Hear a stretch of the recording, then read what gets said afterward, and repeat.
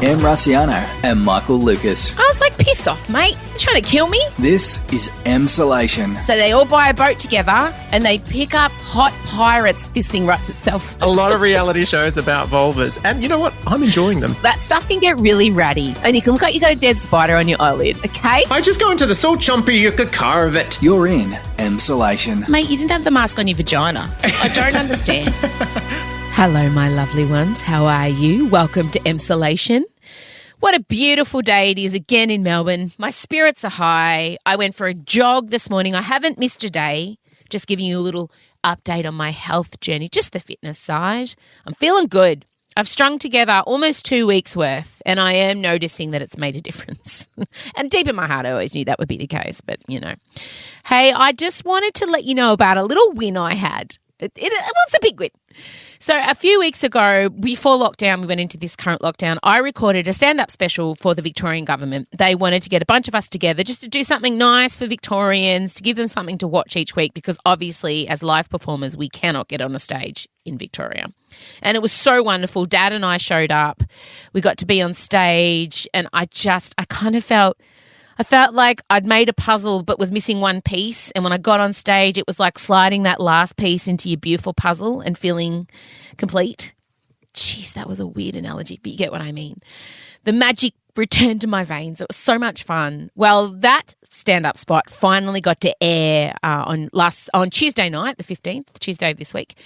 And a lot of you watched it, but the reason it was such a big deal to me is because for so long, 10 years I've been doing stand-up comedy, I have always really struggled with the idea of the comedy spot. Now, a spot is when a comedian goes on stage, does 10 minutes of their best gear and then gets off. I, on the other hand, are the type of comedian that likes to do a 2-hour extravaganza that involves costumes, part drag show, part Cirque du Soleil. I sing. I've got to have this whole story arc, a narrative. I've got to learn things. Whereas most other comics just kind of get on, hilarious for 10 minutes, and they leave. And they go and do that probably 4 or 5 more times that night. I have always been very bad at that. And I've fixated on it. And I usually tank and go down in flames in front of other comedians whose approval I desperately want because I am very needy like that.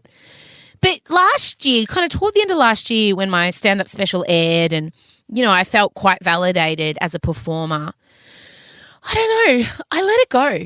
I let go wanting their love and approval. So when I got asked to do this spot, I walked in feeling eerily calm and I just thought, I'm just going to do it. I'm just going to do what I'm really good at in a condensed form and not get so overwrought that I stuff it up because I'm more focused on the comedians than the audience. And I did that. I went in with Dad.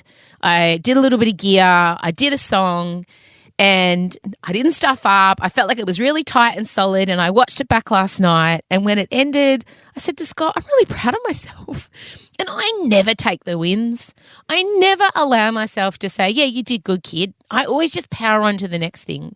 So I think because I've slowed down in lockdown and because I'm not performing at the moment and God, I'm missing it so much. I miss performing so much. It hurts my teeth. Like I can't tell you, I can't emote through this microphone into your ear holes how lost I feel without not being able to get on a stage and do what I do and do what I'm best at. But I've had time to reflect and then after I watched last night's spot, I said I'm proud of myself. I can tick that off my list of skills that I've learned and conquered. If you haven't watched it yet, you can. It's there to watch. You can go to together.vic.gov.au. It's free. The government paid me to do it, so that's great. I didn't give away my art for free because you know I'm going to stop doing that. And it'd be great if you can check it out. Let me know what you think. The little song that I did is it's affected a lot of you. If I had some feedback, I'll play it. Here's just a tiny bit. I'll just play a little tiny bit. Here you go. I thought I'd do something that just to bring us all together, to rouse our spirits, to galvanise Victorians at the moment because it is a bit tough. I come from the bedroom, no pants, my bra undone.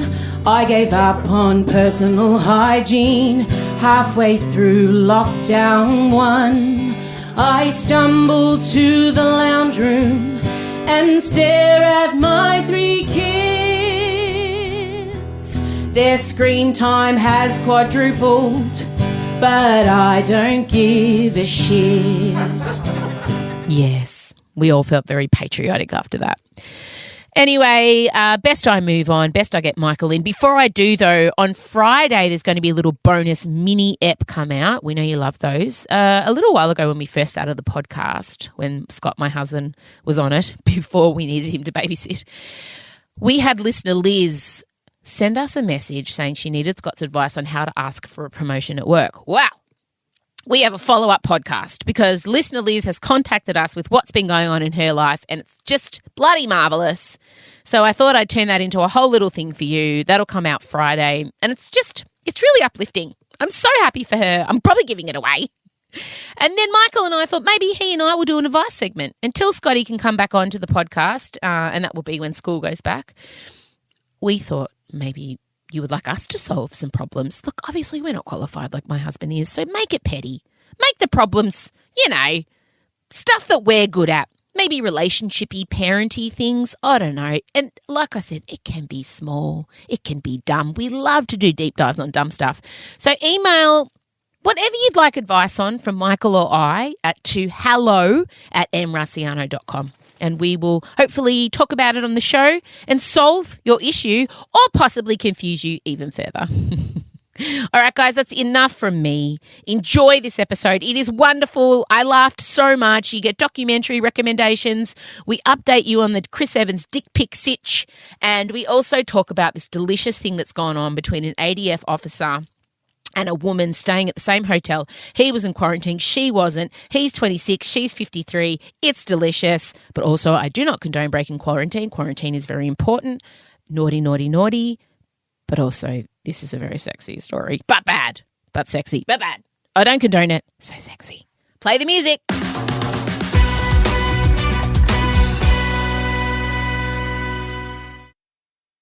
M. Raciano and Michael Lucas. This is Emsolation. All right, Michael Lucas, we have so much to discuss. So many things have happened since I last spoke to you. So many developments to ongoing narratives. Where should we start? Should we start with the sexy rendezvous in Sydney? Should we do dick pic update? Should we do everything's doomed on social media? I'll let you pick where you want to start today. I think let's start dark and move towards the light. The light being cross-generational quarantine sex. So let's start. Let's do our docos. Oh, doco roundup. It's time for doco roundup. So you and I have fully embraced middle-agedom, even though we're only 41, and have become doco people. Totally have. And what's more disturbing for me is I'm watching docos, historical, nostalgic docos about periods of my life where I was already an adult, which is just the essence of old age. Oh, remember that time? Yeah. Yes. So you tell us about your doco first, because I do not want to watch it for so many reasons. I'm already a semi-conspiracy theorist who's paranoid about everything. So I feel like what you've been watching may tip me over. What I've been watching is called The Social Dilemma, which is on Netflix. And it's basically a doco where a whole lot of the nerdy dudes that set up the social media companies, your Facebooks, your Instagrams and everyone, they're all speaking on camera, talking about the algorithms they've put in and how destructive they can be. And yeah, basically it's terrifying. It's absolutely terrifying. It looks at what it does to the human brain. It looks at how addictive it is, and it looks at the effects that it has on kids as well, like children coming up at the skyrocketing rates of depression and suicide amongst American teenagers that are growing up with social media. But then it also just draws this link. It draws this link to like the polarization that's happening and how these algorithms are so insidious and are set up to sort of push you even more and more extreme into whatever little avenue you're going down. Well, yeah, remember we talked about that podcast we listened to. It was from the New York Times, the rabbit hole one, where the guy who was in charge of the YouTube algorithms said, if someone typed in, say, a white supremacist video, then they would start suggesting more white supremacist videos at the side. So they were kind of weaponizing these young men and indoctrinating them rather than suggesting, here's a friendly bunny rabbit being peaceful. Totally. It just makes you a more extreme version of stuff. Like when I go on Instagram now, it has got so gay. Yeah. It is buff men and vintage Madonna pics, and that is it. That is all Same. I'm getting. Oh my God, we have the same algorithm. That's not surprising at all. But see, I'm not mad at my algorithms. I have bought so many great things because I'm not mad at the suggestions I get. I know. But that's part of the insidious thing that the doco sort of points that out. Obviously, all of us would say, what's the harm? We just get shown something we're likely to like. Yeah. But the difference would be it does wedge you to your phone more, it keeps you addicted, it keeps you seeing more advertising, which is what they want. And it also, the interesting thing is still, social media has been around for over a decade now, but it's still the Wild West. There's no regulation. When we were kids, we would watch Saturday morning cartoons and all the ads we saw had to go through so much regulation to get in front of us, but there's none of that exists now. And basically when you watch this doco, you walk away thinking, Jesus Christ, we've got to get some rules in place. And maybe this whole notion of algorithms learning our personalities and deliberately putting addictive stuff in front of us, maybe we need to start regulating that because it's twisting our brains and it's going to destroy society. Oh, Jesus. Way to bring the mood up. Facebook discovered that they were able to affect real-world behavior and emotions without ever triggering the user's awareness. They are completely clueless. And it also talks about the spread of fake news as well. Fake news spreads 6 times faster than true news. We're being bombarded with rumors. If everyone's entitled to their own facts, there's really no need for people to come together. In fact, there's really no need for people to interact. We have less control over who we are and what we really believe. If you want to control the population of your country, there has never been a tool as effective as Facebook. The algorithms aren't sorting out what's true and what's fake. And so this is why QAnon and COVID conspiracists and people who don't believe global warming's real and everything, it gets so much traction because you keep clicking links and go further and further and further down the rabbit hole and you get ever more extreme stuff. And because they want to keep you online, It's all designed to pull you in. It's really, really terrifying. Are all these people being interviewed former employees? Yes. Of the place? Yes, some really fundamental. They're basically all white dudes. Let's just put that out there. Of course they are. And they're still, even though they're back in the mid-2000s when we set it up, they still look so young now. You're like, how old were you back in the mid-2000s? Can I tell you the most terrifying thing I've read? All those dudes, the people who are the head of eBay, the head of Google, the head of Facebook, all those people, their kids all go to the same school, which is technology free. There's this one hippie rich school in Silicon Valley where all their kids go where there's no devices. Well, you can totally see why. All of them were saying they totally think that you should not be on a device before you're 16. Shit. At the earliest is what they say. Yeah, they're really clear about it. They think it's got a really corrosive effect on brains. We get rewarded by hearts, likes, thumbs up, and we conflate that with value and we conflate it with truth. A whole generation is more anxious, more depressed. I always felt like fundamentally it was a force for good. I don't know if I feel that way anymore. It makes you realise that we're going to get to 20 years from now and then we'll be looking back going, do you remember that time when everyone thought that algorithms on social media was just completely fine? No one saw the problems coming and everyone got their kids totally basically, will there be a really screwed up generation that's going to be wandering around? We're pretty lucky because we managed to fumble our way through into our 20s without social media. Just one moment. Oh, Dad. Odie, can you bring me your iPhone? I need to set it on fire. Thank you. Well done. You've handled it. Good example. Good parenting. What a parent. Oh, well, I will not 100% categorically be watching that. Thank you. What I will be promoting everyone watch. Sorry, so what was that called if people want to really The Social Dilemma, Netflix. It's the one that everyone's watching and saying they're deleting Facebook. Yeah, okay. Let me give you something life-affirming, everybody. Okay. Let me erase that foul taste from your mouth and brain. I want to talk to you about a little documentary called My Octopus Teacher. A lot of people say an octopus is like an alien. But the strange thing is, as you get closer to them, you realized that we're very similar in a lot of ways. Now, while that does sound, it could be like an indie art house film, it's not. It's a literal title. So this burnt-out South African filmmaker, Craig Foster, he just realizes he's just lost meaning in life. He has that midlife crisis. He can't make another film. He's exhausted. He needs a radical change. So he decides to go back to where he grew up, which was on the tip of South Africa in the most wildest Pacific Ocean. Like, it's crazy. He lives in a house, which is essentially my worst nightmare, where waves crash into the windows at night when it's high tide. Jesus Christ. Can you imagine? It's terrifying. Anyway, he lived at the edge of this massive kelp forest, and the water gets down to like 5 degrees. And he decides to go, like what he used to do as a kid, reconnect with the stuff he did in his childhood and go do diving and snorkeling. Yeah. And he, one day out snorkeling, discovers this beautiful octopus. And over the series, over a course of like a year, he goes back every single day and befriends the octopus. And I had this crazy idea. What happens if I just went every day? But you realize that there's a line that can't be crossed. And it is just the most beautiful relationship. He falls in love with the octopus. It's not a word of a lie. The wife is his human wife, white from the doco. I'm pretty sure there's a human wife because there's a human son. But we just learn about the love affair between him and this extraordinary octopus. He refers to her as a her.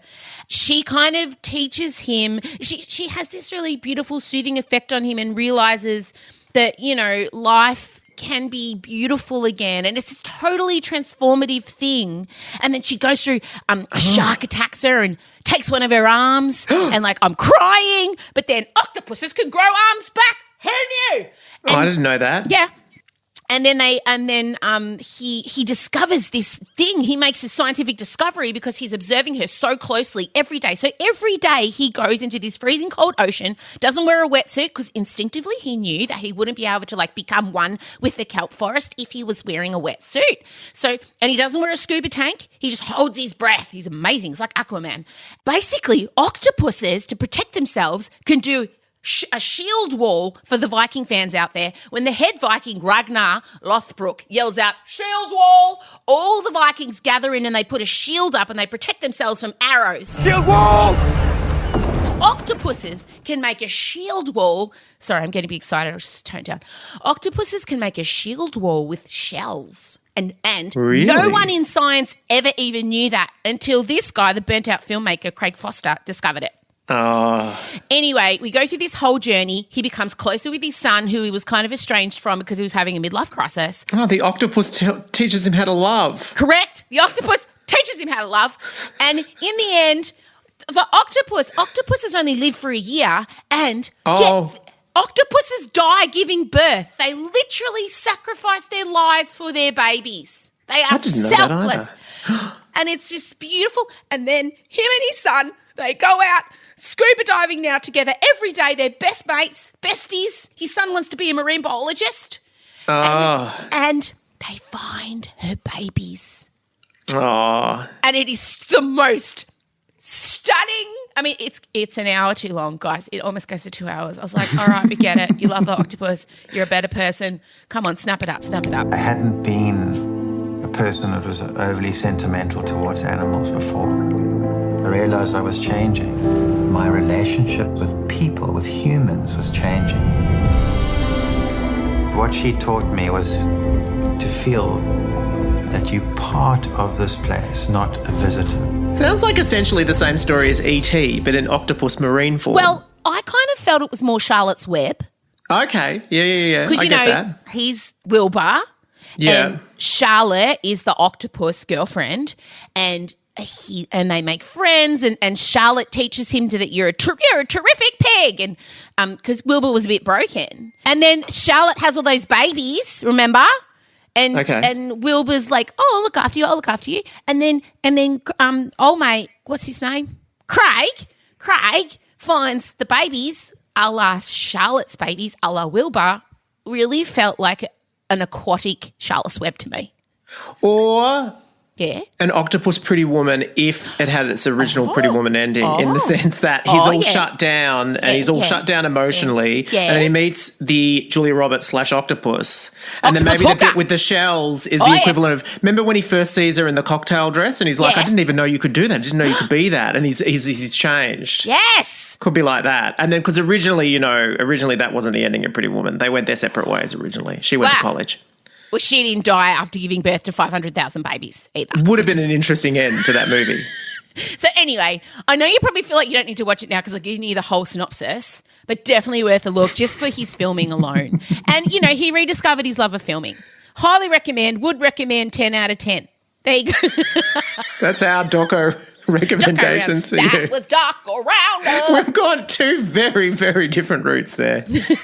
Yeah, but I'm looking to kind of soothe and you're looking to educate. And sometimes, you go through moods. So it's something for all moods. Now we need to just do a little bit of a dick pic update. Just for those of you following along, obviously, if you've listened to the last episode, we all know Chris Evans accidentally leaked a picture of his peen online. It was a huge. I mean, the peen was huge, but the reaction was huge also.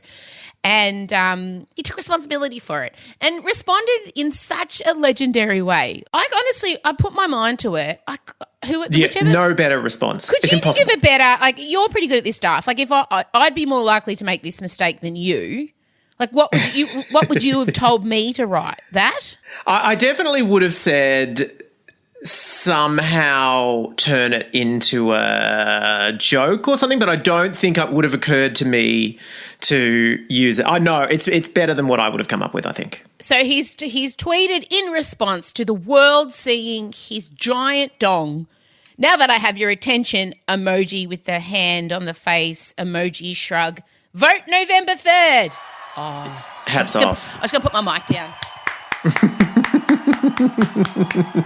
Hats off, Chris Evans. It's funny, and then also turning the whole incident, turning lemons into lemonade.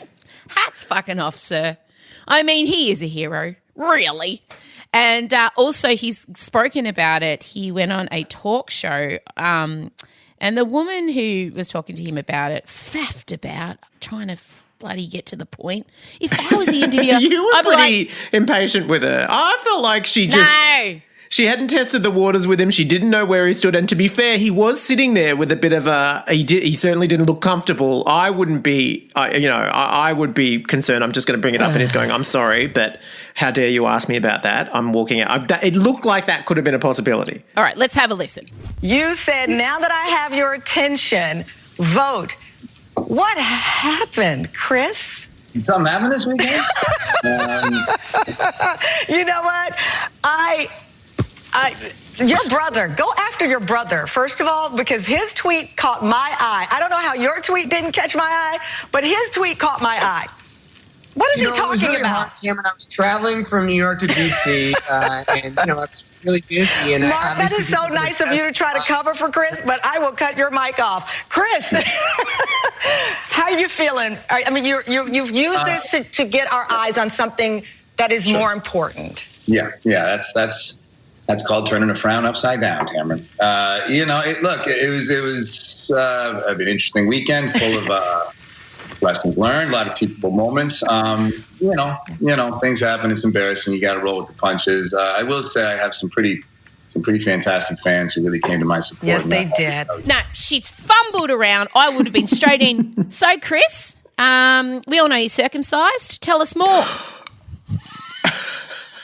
How the hell did this happen, friend? What happened? Do you not have a passcode on your phone? What's going on? I would have asked that. And I certainly would have asked him about the pussy picture. That, for me, is still a mystery. That still hasn't been explained. I think that's just going to be a mystery that echoes through the centuries, Em. I don't think we will ever definitively know why he had that picture saying protect the pussy. I'm sorry. I refuse to believe that someone on the internet can't get that information. It's the internet. I'm just flash forwarding to the end of your life where you're on your deathbed going, I still need to know. Chris Evans, what was it about? Did you make it yourself? Whose pussy? And what? Is there something you know that we don't know? Is someone coming for our pussies? What's going on? Is there going to be an alien attack? No, I just need to know.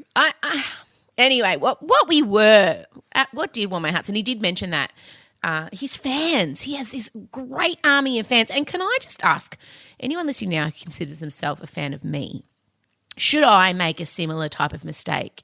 Could you just flood the internet with pictures of like, I don't know, what would people flood the internet of pictures for me, of me doing something? I don't know, maybe me with 12 vaginas, because if I leaked a picture of my vagina, I wouldn't want to remind people of me standing next to giant vaginas. No, you just want them to leak very flattering shots of you in very fabulous costumes. That's your equivalent of playing with dogs. Yeah. You want, like, they were linking how he would choose to present himself, which is playing, and how you would choose to present yourself is in an unbelievable sequined outfit. Yes, just put my head onto all the Drag Race drag queens, basically, and just release those photos into the wild. I would but that was very nice because he has a very strong dog game, Instagram dog game, as you pointed out. So, and he thanked all his fans, which was lovely. So there's your dick pic update. But it's time for us to move to something that's pretty exciting. I found this story last night and I fervently texted it to you. There's been a little incident with an ADF officer in Sydney. He's been fined for sneaking a woman into his hotel room, which he was quarantined in. Now, he's a 26-year-old Air Force officer and she's a 53-year-old woman. Yes, girl. Sorry. Now, I just want to precursor all of this with, obviously, Michael and I know that quarantine's very important, don't we, Michael? We are not at all endorsing people breaking quarantine rules, and we do not look kindly upon those sort of breaches. Of course not. We're all in this together. Having said that... Yeah, girl! Get it, girl! Sorry, I've done so much yelling this episode. I apologise. No, it's good. I feel like you're drifting away from the mic just enough so that we get the full exclamation without our eardrums bursting. So you're doing quite well. The man is a serving ADF member. He was undertaking quarantine. He'd been on an overseas deployment. She was just a guest at Pier 1 Hotel in Sydney, a non-quarantining guest. The two were strangers, and apparently they saw each other. Oh, I need some music, Matt. My editor, put some music in. They saw each other from their respective hotel room windows and liked what they saw. So he was holding a beer, just standing there looking all sexy and ADF-y, and he held up a sign with his phone number written on it. Whoa. And the sign did say he was responsible or am in mandatory isolation. Okay, that's good. He declared himself. The woman, who was also drinking. I love how these are the facts in the stories. Like, this is fantastic. Fantastic journalism here. She phoned him straight away. And then the RAAF officer snuck the woman into his room. I have most questions over that, actually, because I just imagine naively that a normal hotel guest would be shut off from the quarantining guests. Like, you couldn't get through. Aren't there guards? What's happening? Well, I only know that he was caught entertaining her in quotation marks. I don't know. Was he doing a dance? Was he showing her how to land a plane? I don't know. But was he teaching her that the best way to do a lift is in the water? Oh no, hang on, there was no lake. But you know what I mean. I know what you mean. So people did hear noises coming from his room, and so in the middle of the night, the 53-year-old woman, her age mentioned again, was removed from the 26-year-old man. Yeah, girl, get it! From his room, and they have both been fined $1,000, and she has been sent home to her house where she must now definitely quarantine. And she also was not allowed to stay the nights that she had booked at the hotel either. She was sent straight home. And I just hope that when she left, I hope she walked to the edge of the foyer, turned around, put sunglasses on and just said, worth it, and then wandered out. But, this writes itself. This whole romance writes itself. This is so exciting. But we just need to all remember the Melbourne quarantine was in trouble initially, and everyone was going on and on about how we should have called in the ADF to assist with the security, but should we? I don't know that. Let not this one act represent the entire Defence Force of Australia. But nonetheless, I think it does just go to show, look, you can all your best plans. It just takes one person who sees an attractive woman having a having a bit of a rosé across the way. Oh my God. We, again, just want to point out how important quarantining is. We're all in this together. But fuck, I love this story. Go well, also because, there was all these rumours that there was a sex scandal at the centre of our quarantine, and in the end, nothing eventuated. So we sort of had a desperation for a quarantine sex saga. Totally. And it didn't happen, but then it has in another state. We've got 365 days quarantine version. Finally. Can't wait. Oh, my God, I'm so sorry for yelling, guys. I'll put a disclaimer about all the yelling I did. But, I was feeling frisky. And criminals should never profit from their crimes. But if those two did want to do a sit-down interview, I'd be certainly receptive to hearing every detail of the story. I would love maybe we could do it Australian Story style and have to have a reenactment. Ooh, that'd be saucy. We'd need a drone and a yacht. Who would you cast? Good question. Well, I mean, as the 26-year-old, I am partial. Look, I do love Luke Cook. Oh, you love him. Is he? Yes. He's a bit older than that, though, isn't he? Yeah, he could play 26, though. I mean, if Stockard Channing could play Rizzo at 50, I feel like we're okay. Yeah. Luke Cook, he's Satan on Sabrina the Teenage Witch. He's one of my favourite Instagram people to follow. And he does look quite military-esque with the jawline. He does. And then I'd probably cast Em Rusciano as the 53-year-old. She'd be prepared to have her age knocked up 12 years. Who would I cast? Ooh, I don't know. Who would you cast? You love a strong female lead. I do love it. Look, I could see Rebecca Gibney sitting there swilling There's part of me that for true and like weirdly, I'm also attracted to the idea, could it be Gina Riley? I'd watch it. Oh, I do love that also. I'm also down for like Li Lin Chin. Oh, it could go anyway.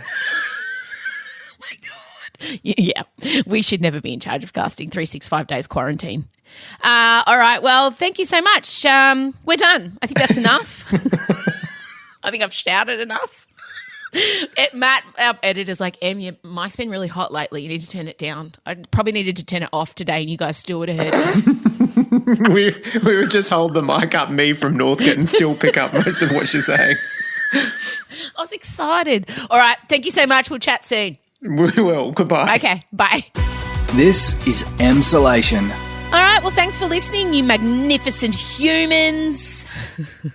Again, I just want to restate, hotel quarantine is very important. We're all in this together. Please don't break quarantine if you're meant to be in quarantine. You go, girl. Sorry, I had to do it. Hey, if you're listening to this on a Thursday, I'll be on the project tonight.